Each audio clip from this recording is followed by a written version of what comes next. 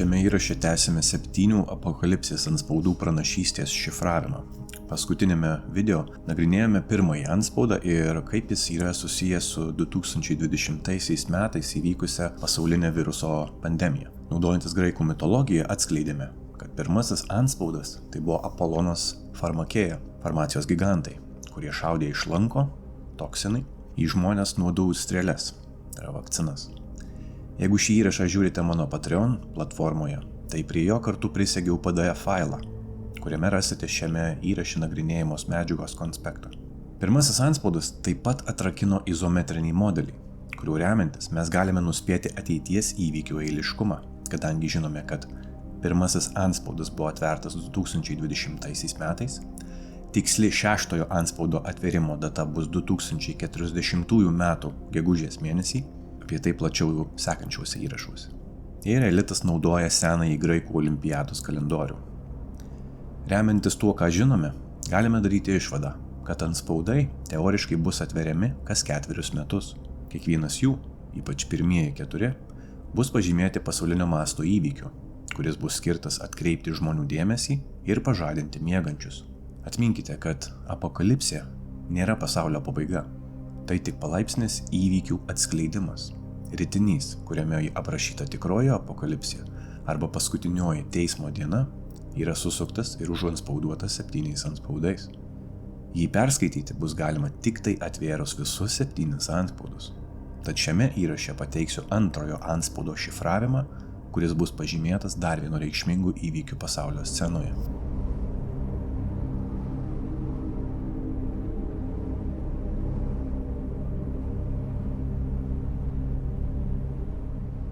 Kad galėtume visą tai iššifruoti, visų pirma turime nusikelti į 2008 metus, kuomet buvo aktyvuotas senasis graikų olimpiados kalendorinis ciklas. Visame pasaulyje staiga išpopuliarėjo klaidinga 2012 metų pasaulio pabaigos pranašystė, kuri yra susijusi su tariamai pasibaigiančiu majų kalendoriumi, o tiksliau ilgųjų skaičiavimu, kurį sudaro 13 baktūnų. Buvo paskleista pranašystė, kad kalendorius baigėsi 2012 m. gruodžio 21 dieną. Ši teorija atkreipė daugybės gyventojų dėmesį ir žaibiškai paplito po visą pasaulį. Artėjant 2012 m. pabaigai, visas pasaulis nervingai laukė, stebėdami, ar ši pranašystė išsipildys, net nenutuokdami, kad atlikti skaičiavimai nebuvo tikslus ir visas šis pasaulio pabaigos scenarijus tai buvo žiniasklaidos išplatintas ažiotažas. Majų ilgasis skaičiavimas, kuris prasidėjo 3113 metų prieš Kristų ir kurį sudaro 1 872 000 dienų, suskirstytų į 13 baktūnų po 144 000 dienų, aritmetiškai netitinka 2012 metais pranašautos baigties. Ši senoji skaičiavimo sistema iš tikrųjų baigėsi 2046 metų lapkričio mėnesį ir pažymė svarbų poslinkį mūsų realybėje, nes sutampa su dar vienu dideliu kataklizmu Žemėje. Chronologas Jasonas Breshearsas jį pavadino Nemesis X objektas, kuris taip pat šiame konstrukte pasireiškia cikliškai, tai yra kas 792 metai, ir turi katastrofiškų pasekmių Žemės populiacijai. Majai tikėjo, kad ilgajam skaičiavimui pasibaigus, laikas sugrius ir Žemėje prasidės demonų invazija. Apie visą tai plačiau paaiškinsiu sekančiuose įrašuose. Visa ta per 4 metus kolektyvinėme lauke susikaupusi lūkesčių, nerimo ir baimės energija Londono olimpinių žaidynių ceremonijų metu buvo nukanalinta ir paskleista po holografinį lauką. Jiems buvo visiškai nesvarbu, ar žmonės tiki jų prognozėmis ar ne. Jiems tereikėjo jų energijos. Įraše apie pirmąjį antspaudą šiek tiek plačiau panagrinėjau tai, kaip 2012 metais Londono olimpinių žaidynių ceremonijų ritualai yra susiję su įvykiais pasaulio scenoje. Bet man yra ne tiek svarbu, ką jie daro ritualų metu, bet labiau kodėl ir kaip. Daugelis žmonių tikriausiai yra girdėję žodį ritualas, bet tik retas kuris supranta, ką jis iš tikrųjų reiškia. Ritualai, kuriuos elitas atlieka per įvairias renginių ceremonijas, yra ne šiaip koks pozavimas. Juose dažnai būna gana daug juodosios magijos elementų. Nėra jokių abejonių, kad tie, kurie valdo šią sistemą ir užsiima tokiomis praktikomis, puikiai supranta, kaip šis konstruktas reaguoja į jį projektuojamą intenciją. Pasaulis, kuriame mes egzistuojame, yra neutralus laukas, kuris nėra linkęs nei į gėrį, nei į blogį. Viena pagrindinių šio konstrukto taisyklių yra atspindėjimo dėsnis, kuris leidžia įvairiems fenomenams pasireikšti realybėje. Kiekvieną kartą, kai esame pikti, liūdni, nelaimingi, nekantrūs ar nepatenkinti savo gyvenimo sąlygomis, mes stipriname jų tęstinumą. Mūsų dabartinis protinis išdirbis formuoja dabartinės sąlygas mūsų ateities architektūroje. Kitaip sakant, konstruktas yra holograma, kuri atspindi viską, kas į jį projektuojama. Dirbtinio intelekto virusas ir negatyvinis programavimas čia jau yra kita kalba. Bet kalbant apie ritualus, įsivaizduokite, kad pats konstruktas yra gyvas ir jis patiria realybę per mus. Pilnas stadionas susirinkusių stebėtojų veikia kaip kanalas į bet kokį stebimą fenomeną. Stebėtojai ritualo metu tampa jo dalyviais ir veikia kaip rezonatoriai, kurie leidžia konstruktui patirti ritualą iš daugybės skirtingų perspektyvų. Ritualas, kaip ir bet koks gyvenimo šablonas, yra tam tikra simboliškai kodifikuota veiksmų seka, kurią pakartotinai atliekant yra sudaroma prielaida, kad siekiamas rezultatas yra nekintanti tiesa. Juose naudojama simbolika ir veiksmų sekos nėra iš piršto laužtos, viskas yra daroma preciziškai ir su intencija. Pagalvokime apie savo gyvenimus, kuriuose dažnai keliaujame šią matricą autopiloto režimu ir automatiškai kartojame elgesį, apie tai net nesusimastydami. Todėl konstruktas, nuskaitęs mūsų siunčiamas prielaidas, įsitikinimus ir kitą informaciją, priima ją kaip neginčiamą tiesą ir paverčia tai realybę. Ritualų metu visa tai veikia dar efektyviau, nes visų dalyvių energija dar labiau sustiprina šį efektą. Trumpai tariant, masinių ritualų metu susidaro galingas energetinis sūkurys, kuris palieka įspaudą holografijoje. Aiškinu jums tai todėl, nes norint suprasti, kodėl yra atliekami ritualai, pirmiausia privalome suprasti, kaip apskritai veikia ši realybė. Ji nuskaito avataro mintis, veiksmus ir tada atspindi tai kaip aplinkybės fizinėje plotmėje. Ir simuliakrui yra visiškai nesvarbu, ar žmogaus ketinimai yra geri ar blogi, kas paaiškina, kodėl pasaulyje matome tiek daug blogio ir neteisybės, kuris ir toliau tęsiasi, o jį sukėlė nusikaltėliai ir toliau gyvena laisvėje. Grįžtant prie video esmės, graikų olimpiados kalendorius, kuris buvo pradėtas 776 metai prieš Kristų, yra galingas egregoras, įkrautas tūkstančius metų vykusiomis žaidynėmis ir jų ritualais. Atkreipkite dėmesį, kad reikšmingi įvykiai sistemoje dažnai vyksta kas 4 metus. Olimpiados, pasaulinės sporto varžybos, prezidento rinkimai ir taip toliau. Net keliainieji metai Grigaliaus kalendorinėje sistemoje nutinka kas 4 metus. Senovės Graikijoje laikas buvo skaičiuojamas kas 4 metų laikotarpiais. Pavyzdžiui, buvo sakoma, kad kažkas nutiko 25-osios olimpiados 3 serijos metais. Tas skaičius 4 yra svarbus atskleidžiant kultūrinių ritualų įvykius. Pirmasis antspaudas buvo atvertas praėjus 8 metams po Londono olimpinių žaidynių ceremonijų ritualų. 8 yra 2x4. 8 yra skaičius, kuris mistinėse, okultinėse ir kabalistinėse sistemose simbolizuoja naują pradžią. 7 simbolizuoja baigtį, tad 8 yra pirmasis numeris sekančioje 7 serijoje. Ir praėjus 7, 8 yra pirmasis numeris sekančioje 7 serijoje. Todėl skaičius 8 yra begalybės simbolis. Ir kai jis atvėrė antrąjį antspaudą, išgirdau antrąjį žvėrį sakant: ateik ir žiūrėk. Ir išėjo kitas žirgas, raudonas, ir ant jo sėdinčiajam buvo duota valdžia atimti iš žemės taiką, ir kad jie vienas kitą žudytų, ir jam buvo duotas didelis kalavijas. Taigi antrasis antspaudas pažymi dar vieną įvykį, kuris joja per pasaulį lyg žirgas. Šis įvykis atims iš žemės taiką. Antrąjį antspaudą mums atskleidžia antrasis žvėris – jautis. Čia ir vėl susidurime su tetramorfo konceptu, apie kurį trumpai pasidalinau įraše apie pirmąjį antspaudą. Tetramorfas yra mitologinis personažas, kurį naudojo senovės Egipto, Asirijos ir graikų civilizacijos. Šis keturgalvis angelas yra gyvas sutvėrimas, kuris padeda mums atskleisti antspaudų reikšmę. Tai yra kalendoriaus simbolis, 4 skirtingų elementų derinys viename. Tetra reiškia 4. Todėl viskas minima po 4. 4 galvos, 4 žemės kampai, 4 žirgai, 4 spalvos, 4 zodiako kvadrantai ir taip toliau. Egipte stovinti viena iš didžiausių ir seniausių statulų pasaulyje Sfinksas yra tetramorfo simbolis, kuris saugo Dievo sostą – Gizos piramidę. Apie Gizos piramidę ir tikrąją jos reikšmę ateityje padarysiu atskirą laidelę, nes tai yra pats svarbiausias ir reikšmingiausias statinys visame pasaulyje. Senovės raštuose vadinamas Dievo altoriumi, šis monumentas atėjus laikui mums atskleis visą tiesą apie mūsų supančią realybę. Vien studijuodami Gizos piramidės išmatavimus ir sandarą, galime pastebėti, kad šis statinys yra glaudžiai susijęs su realybė. Senovės civilizacijos manė, kad atėjus laikui, po piramidę aktyvuojasi slaptas portalas, žinomas kaip vartai į Rostau, kurį praėję, kūrėjo pasirinktos sielos išsilaisvina iš šio konstrukto. Biblijoje yra ne viena užuomina apie belaisvių išvadavimą.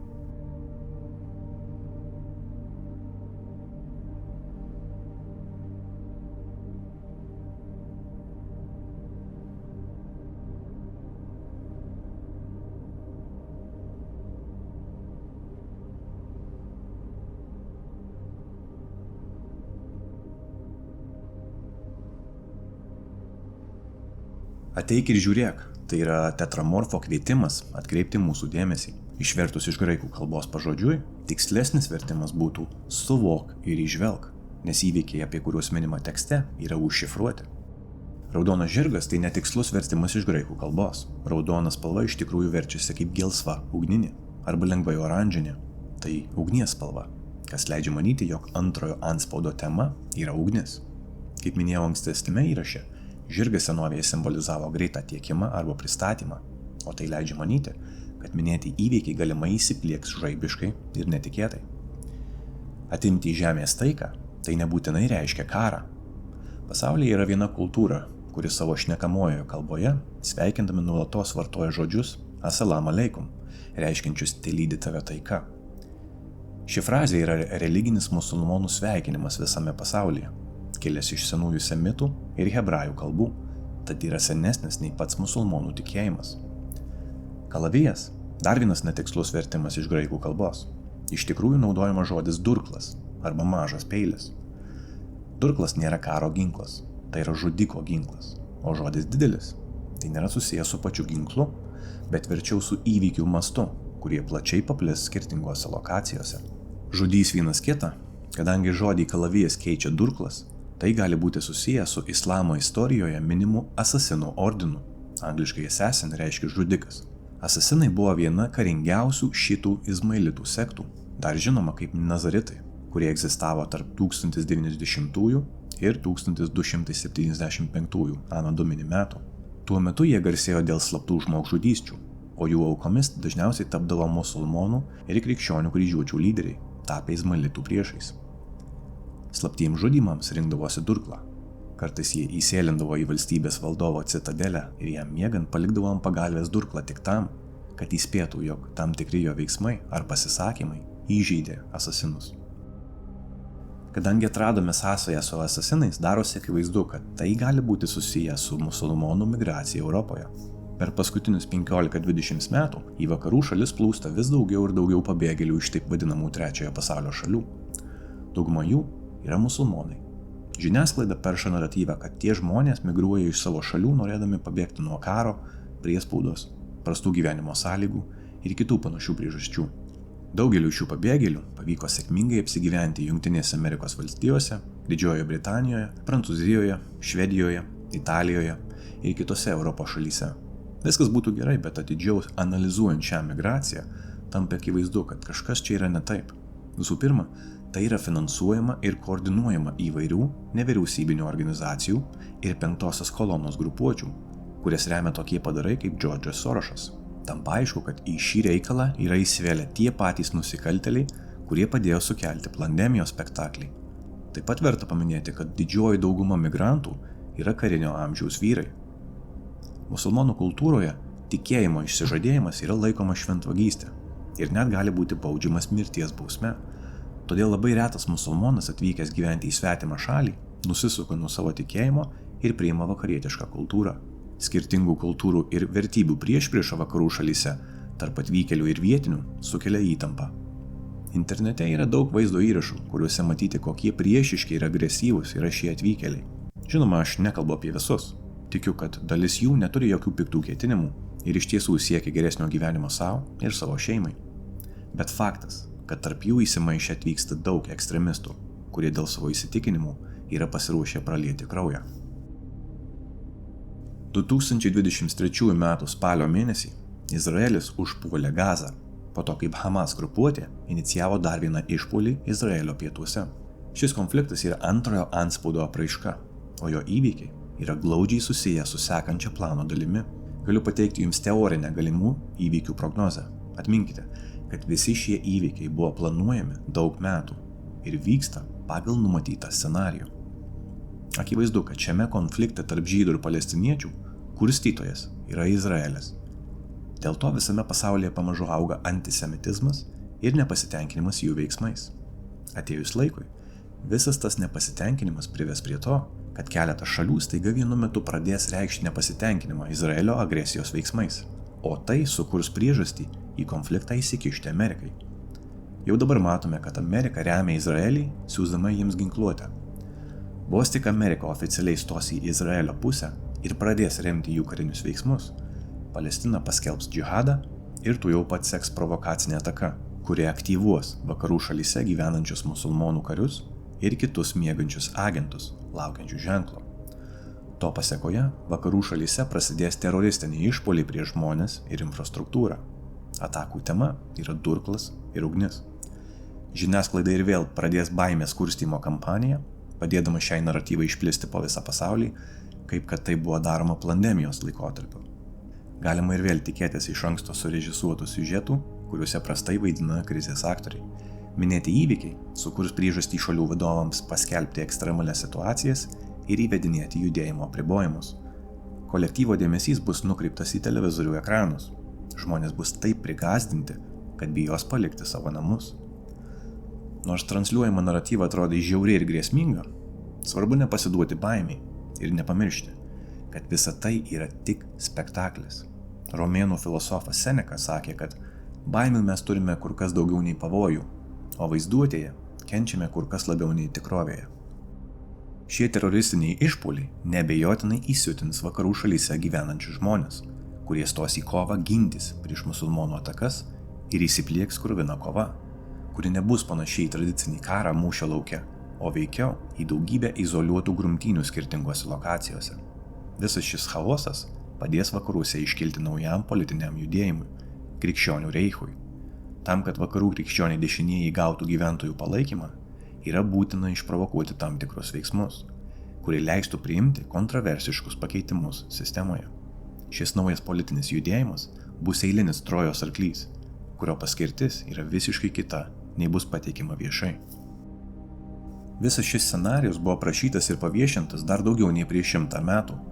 1871 metais vienas žymiausių masonijos personažų, 33 laipsnio masonas Albertas Paikas, savo laiške italų revoliucionierių lyderiui Giuseppei Maziniui išdėstė 3 pasaulinių karų planą, kuriuo Iliuminatų sekta planuoja pavergti visą žmoniją, įvesdama pasaulyje naują valdymo tvarką.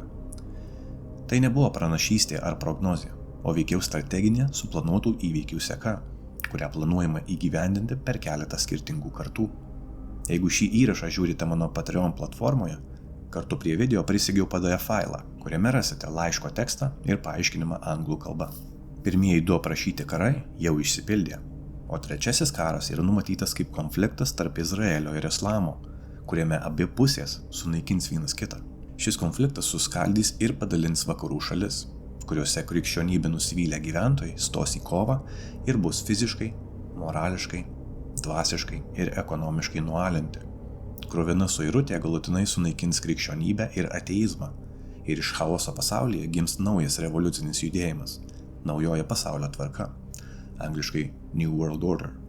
Kad šis planas būtų sėkmingai įgyvendintas, yra reikalingas krikščionių pasipiktinimas, leisintis Amerikoje ir kitose šalyse sėkmingai iškilti ultrakonservatyvių pažiūrų politiniai partijai, kuri bus žymiai žiauresnė nei bet kokia kita partija egzistavusi per paskutinius 100 metų. Taigi, 2024 metai galimai pažymės dar vieną svarbų poslinkį mūsų realybėje. Visi šie įvykiai yra strategiškai suplanuoti. Manau, kad daugelis iš jūsų viduje jaučiate, kad ateina kažkas galingo, tarsi būtume ant slenkščio į naują etapą. Nesakau, kad būtent taip viskas ir nutiks, tiesiog pateikiu prognozę pagal tai, ką žinome. Jeigu ši prognozė staiga pradės pildytis, žinokite, kad ateina turbulencinis laikotarpis. Galima prisisekti diržus, pasiimti spragėsių ir patogiai įsitaisius stebėti, kaip vystosi šio serialo įvykiai. Visiems mums tai bus dar vienas sielos testas, kuris išbandys mus dvasiškai ir morališkai. Bus daug sąmyšio, kuris atrodys chaotiškai, bet nepamirškite, kad visa tai yra kontroliuojama. Atminkime, kad kažkas mums suteikė atsibudimo dovaną, tad kiekvienas iš mūsų atliekame šiame spektaklyje savo vaidmenį, kuris atsiskleis prasidėjus įvykiams. Jau nekartą sakiau, kad intuicija, empatija ir vaizduotė neturi nieko bendro su intelektu ar apskritai fiziniu avataru. Tai yra sielos savybės, kurios mus veda gyvenimo keliu. Privalome įsiklausyti ir pajausti tą vedimą, o tai padaryti galime tik ištuštinę savo protą nuo sistemos įdiegto šlamšto. Taip pat svarbu paminėti, kad šią vasarą Paryžiuje įvyks olimpinės žaidynės. Noriu atkreipti dėmesį į dar vieną įdomų sinchroną. 2024 metai yra matematiškai susiję su 1972 metais, kuriais taip pat vyko olimpinės žaidynės Miunchene.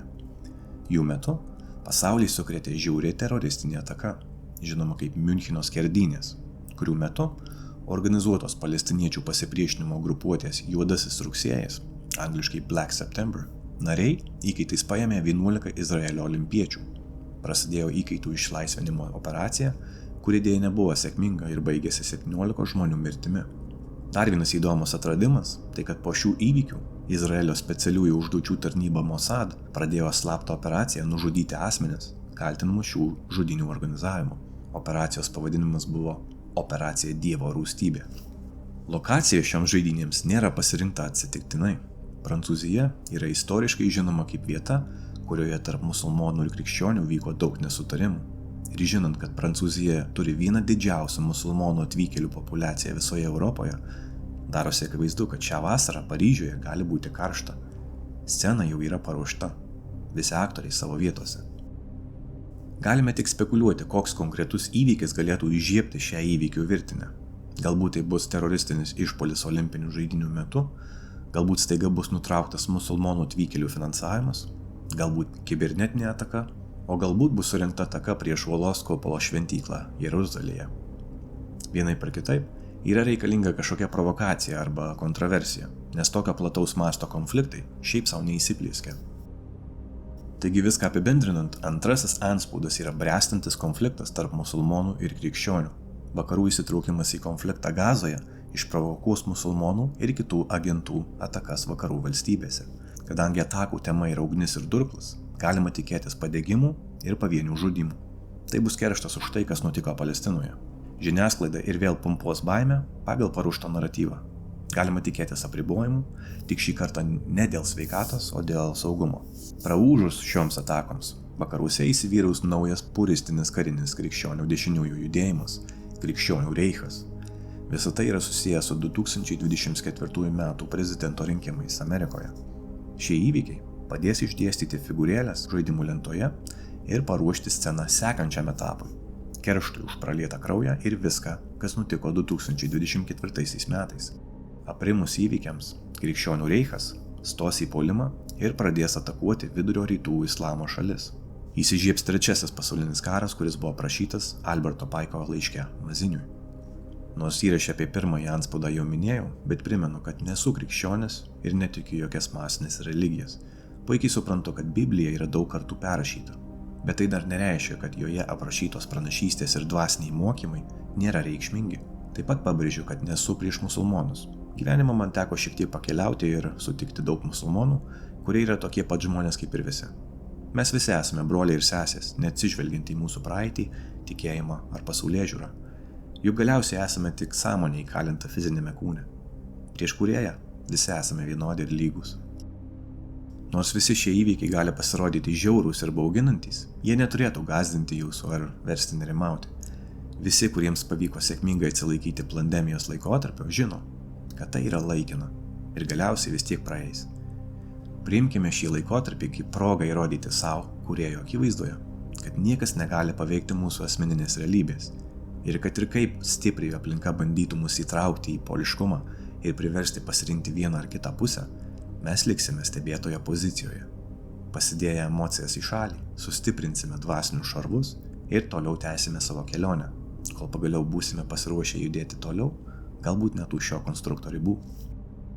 Jeigu prasidėjus šiam turbulenciniam laikotarpiui patikėsite tuo, kas jums rodoma, jeigu pasiduosite į baimę ir manipulacijas, rinksitės vieną ar kitą naratyvos pusę, kovosite už tiesą, įrodinėsite kitiems savo įsitikinimus, tuomet jūs tapsite šio žaidimo dalyviais ir nebejotinai būsite pasmerkti kentėti jo pasekmes. To ir siekia šis parazitas. Todėl visada atminkite, kad tai, kam priešiniesi, toliau tęsiasi, o tai, ko laukia, dar labiau atitolsta. Negatyvus mąstymas tik sustiprina neigiamas aplinkybės. Dalinuosi šią informaciją su jumis ne tam, kad išgąsdinčiau ar priversčiau nerimauti. Priešingai, noriu padėti jums pasiruošti šiam išbandymų laikotarpiui, kad prasidėjus chaosui galėtumėte nušviesti kelią ne tik savo, bet ir kitiems, kurie ieško atsakymų. Šie chaotiški įvykiai turi gilią prasmę ir moko mus atsiriboti nuo konstrukto iliuzijų ir mūsų pačių susikurtų apribojimų. Mes privalome suvokti, kad visa tai yra tik teatro pjesė. Įvykiai kolektyve juda pagal iš anksto numatytą trajektoriją, kurios sustabdyti mes negalime. Mes esame čia ne tam, kad kovotume prieš sistemą ar kad pakeistume pasaulį. Pasaulis bus toks pats blogas tą dieną, kaip jį paliksime, kaip ir dieną, kurią į jį atėjome. Kad priimtume visą tai kaip savo kelionės dalį ir išmoktume nukreipti energiją į asmeninę realybę, kurią esame laisvi kurti kaip panorėję, mūsų suvokime privalo įvykti poslinkis. Todėl mokykimės ištuštinti savo protą, mokykimės paleisti dalykus, mokykimės įsiklausyti savo širdies. Jūs nesate atsakingi už nieką kitą, tik patys save. Ir kūrėjas visuomet nušvies kelią tiems, kurie pademonstruos besąlyginę meilę ir pasitikėjimą. Noriu padėkoti jums, kad esate čia ir žiūrite mano laidas. Vis dažniau susilaukiu klausytojų laiškų, kuriuose jie dalinasi, kaip mano įrašai padėjo jiems pažvelgti į gyvenimą kitų kampų ir pagerinti savo gyvenimo sąlygas. Džiaugiuosi, kad tiek daug žmonių laiko mano darbą vertingu. Jūsų atsiliepimai, komentarai ir palaikymas man suteikia dar daugiau motyvacijos tęsti tai, ką pradėjau. Taip pat esu be galo dėkingas visiems klausytojams, kurie prisideda prie šio projekto finansiškai. Jūsų parama yra labai reikalinga, todėl tariu jums širdingą ačiū. Jeigu rezonuojate su mano žinute, galite prisidėti prie šio projekto prisijungę į uždarą bendruomenę Patreone, kurioje rasite dar niekur neviešinto turinio. Būčiau dėkingas jums, jeigu šiuo video pasidalintumėte socialiniuose tinkluose, tai padėdami atsibusti ir kitiems žmonėms šioje matricoje. O pabaigai noriu palikti jūs su žinute, kad kiekvienas iš mūsų einame per gyvenimą dėvėdami skirtingas kaukes, apsimesdami, kad kažką čia suprantame, kad žinome, kaip veikia ši realybė, kad turime supratimą, kas yra gyvenimas. Bet kuo daugiau sužinome, tuo labiau ši realybė tampa mistiška.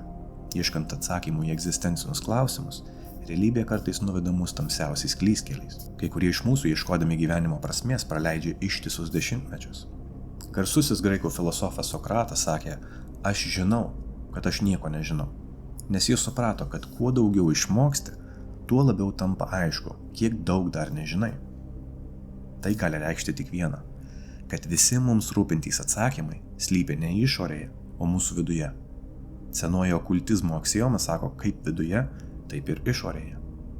Visos dvasinės tiesos yra paprastos, tik mes neturime gramatinio sugebėjimo tai perteikti, todėl bet koks bandymas visą tai paaiškinti dažniausiai tik dar labiau supainioja viską.